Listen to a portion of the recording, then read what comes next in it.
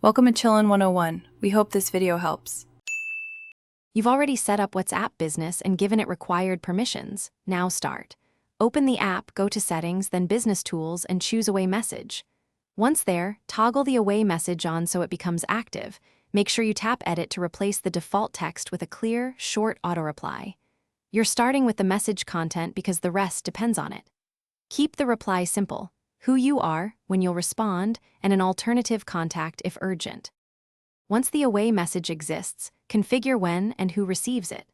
Choose Always for continuous auto-replies, custom schedule for specific times, or outside business hours to match your business profile.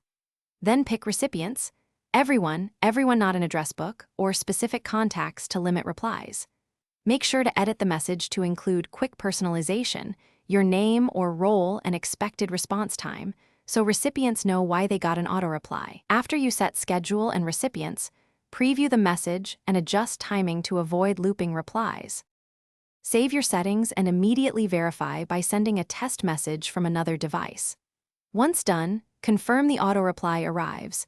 Make any final edits to tone or timing.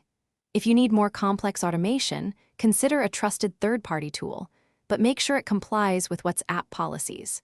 If replies don't send, check that background data and notifications are allowed.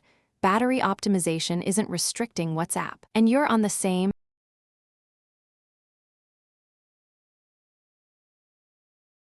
Thanks for watching. Consider subscribing if we helped you.